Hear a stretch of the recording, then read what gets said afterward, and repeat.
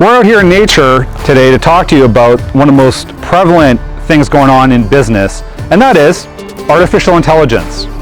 Now, the two most popular questions that come my way when it comes to AI are, when are the killer robots coming, and how soon before artificial intelligence puts me out of a job? Today, we're going to go over the 5 things everybody needs to know about AI in 2025.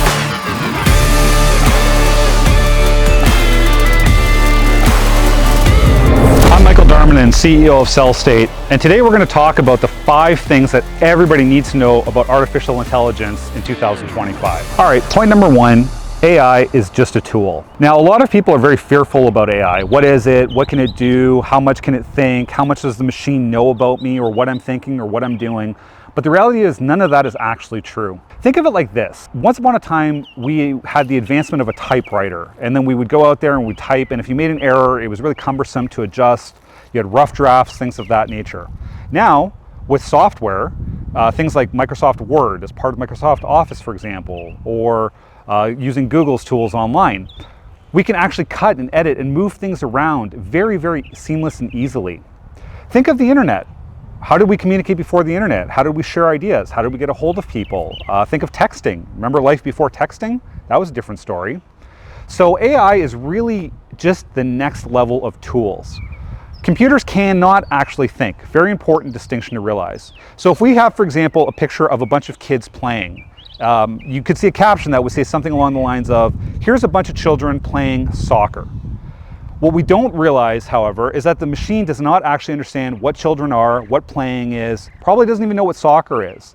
Instead, what it's doing is taking a bunch of mathematical algorithms that are telling it, this is probably what this is a picture of, and as a result, it's giving you an output. So there's no need to be afraid of AI as this overthinking machine that's about to take over.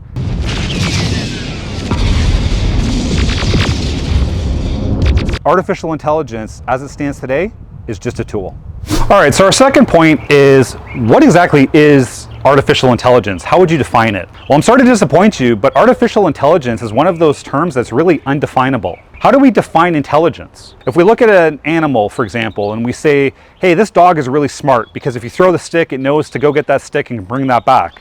Well, that's certainly a form of intelligence, but we're not going to expect that dog to write software code for us. Right? So there's no real good way to define intelligence. By the same token, imagine if you had an AI system that determined whether or not a movie was objectively good or bad. Well, take any mega popular movie, and for the millions and millions of people that love it, you're going to find millions of people who can't stand it. So if the machine determines that the movie is objectively good, you're going to have a whole bunch of people that agree and think the software is great, but you're going to have a lot of people that dislike the software and think that it's incorrect. By the same token, if the software said the movie was bad, well, then all the people who love the movie are going to think that the software is malfunctioning or wasn't programmed correctly. There's no real way to define artificial intelligence, so it's nothing to really worry about. So you're going to see the term AI a lot. You're going to see it a lot in marketing, you're going to see it a lot in promotion, you're going to see it a lot with new product launches and things of that nature. You're going to see it on the news. Don't try and give yourself a headache trying to understand what AI is or what it isn't or what constitutes AI or what fits into that AI bubble. It is an undefinable term, and that's really the way you want to think about it. Point number 3, artificial intelligence has been around a lot longer than you realize. And for those of you that really don't know what it is, here's a really scary thought. Chances are you've already used it. If you think about artificial intelligence as really an undefinable term that's been applied to a lot of computers solving problems or solving equations or things of that nature, let's think of probably the most obvious use of AI that probably everybody watching this video has used, which is a Google search.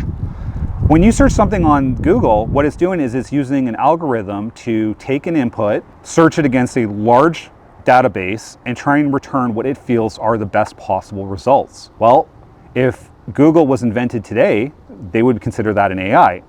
In fact, I'm sure you've probably noticed that when you do a Google search now, at the top of the screen, Google's AI, known as Gemini, will actually give you a quick summary. So once upon a time, we used to use Google and we'd have to, click on the links and read through a bunch of websites. Then it got to the point where when we would do a Google search, all the relevant information was near the top of the screen. Then it got to the point where Google would even start summarizing it for us, where it'd have the little drop downs where we could expand and kind of see popular answers to the questions we might be looking for. Well, now they actually have what they consider their AI, Gemini, just going into the website, finding what it thinks is the most common answer to what you're looking for, and giving it to you up front. So as I said, AI, been around a lot longer than you think, and chances are you've already used it. Point number 4, AI cannot and does not solve all your problems. Now, I've seen this a lot with people that are somewhat familiar with AI. I would say familiar enough just to be dangerous with it. You ever done anything dangerous? Oh, jeez, that is dangerous. Who sign up for things like ChatGPT, and then they jump in and think, hey, this has completely solved everything. Any question I have, any project I'm doing, anything I'm trying to publish or write, or anything along those lines, I'm just going to throw it all into a program like ChatGPT. I'm going to get an answer and I'm good to go. The danger with that is that ChatGPT, as an example, and by its own admission, can and will make mistakes. So what you need to understand first off is that the systems cannot necessarily understand between truth and false. So what they do is they take a lot of information that's gathered from around the internet, but it has, again, no way of knowing what is real and what is not. So as an example, you run out and you decide to do an essay on the Titanic, and you all of a sudden are reading it over and wonder, why is it talking about the fact that the aliens were the ones that attacked and sunk the ship? Well, obviously we know that's nonsense, but a computer wouldn't realize that. The other thing is that these systems are not great at graphic design. Now, they can do some pretty impressive stuff, no doubt, but when you start really looking at them, things fall apart. I've seen plenty of ads created that you can tell are very obviously completely AI generated graphics, and it really falls apart. If you've ever had a chance to play with one of the GPT programs out there, like a ChatGPT, it's very easy to break the system in manner of speaking. I'll give you a quick example. I took a book that my mom wrote and uploaded it to the system and asked it to give a summary of the book. It did it beautifully, and not only did it give a summary, but it created this awesome teaser for the book, and it mentioned the genre that the book was written in, even though I had never mentioned most of that in the setup for it. Then I asked ChatGPT to create an image of the main characters in the story, and it did an amazing job of that as well. Then I asked it to create an image that summarizes the story, including the main character. Well, the images set back looked great. However, the main characters look nothing like the main characters that it had drawn previously. So you could already start to see some inconsistencies. That's just a small example, but the more I dug in and the more I played with it, the more I started realizing the system was falling apart. And that is, again, because whereas a graphic designer, for example, understands that this is the look of a character, I need to keep this consistent, ChatGPT just says, I'm taking a section of writing and I'm creating a character, I'm taking a different section of writing and I'm creating other characters. It doesn't link the two together. Remember, computers can't think, or at least not in the manner of we think of thinking. So do not rely on AI to solve all of your problems. I've seen people use this for legal documents and thinking that there's no need to ever have an attorney review anything. I've seen people look at this for all kinds of things that are very industry specific, and as I said, be very careful with it, because even the programs themselves will mention and caution you they can and do make mistakes.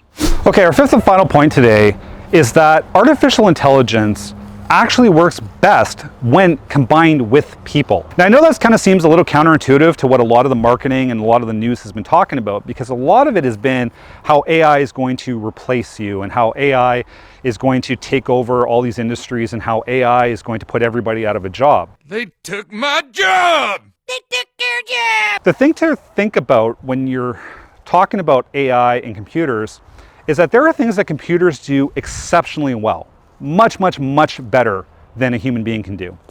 Think of advanced mathematical calculations. Think of the idea that a computer doesn't get tired. It doesn't need to go to bed for the night. It doesn't need to stop to eat, so it can function nonstop. Computers can also store an immense amount of data. If I were to ask you, what did you have for breakfast 2 months ago on the third Thursday of the month, you probably have no idea. But a machine would be able to remember a specific detail like that very well. Now, at the same time, there's things that machines are absolutely terrible at. And I'll give you a good example. IBM's supercomputer Watson, their AI system, was on Jeopardy, and it won. And people were very excited and also kind of afraid. If Watson could win on Jeopardy, imagine what else artificial intelligence can do. Well, the thing was, when they got to Final Jeopardy, they asked it a very specific question, as for those of you who have seen Jeopardy would understand, and it's one that most of us would not have been able to answer. But the thing of it is, had you taken the answer they give you on Jeopardy and thrown that into a Google search, it would have given you a result, and one of the first couple of web pages would have had some text extremely similar in the body of the text. So Watson was very good at doing that. It essentially can search the internet, it can grab that information and give you a result very, very quickly. Now, if you were to give Watson a multiple choice question, for example, and say, little Susie is going to go outside to play. She tells her mom she's going to go out with her friends and they're going to run up and down in the fields and play. Multiple choice. Why is Susie putting on her shoes? A, because it's morning. B, because she told her mom that she was going to put her shoes on. C, because she's going to play outside. Or D, because her mom said to put on shoes. Well, all of us, and actually most children that read that would know very simply, well, Susie's putting on her shoes because she's going to play outside. An AI system wouldn't be able to answer that question. There's no reference to shoes. There's nothing about shoes. All it knows is that little Susie is going to go play outside. So suddenly we look at these very advanced systems that kind of look very incapable. So the way to look at it is not AIs are really great or AIs are really terrible. The way to look at it is the best use in AI is when you combine it with people. And I think for those of you in business that are looking and saying, okay, well, what do I do? Do I hire staff, or do I go all AI, or do I go AI and get rid of my staff? I think you're looking at it incorrectly. I think what you want to look at is what can AI do and what can we do with our team and how can we enhance our team's abilities leveraging the power of AI as if it were another tool.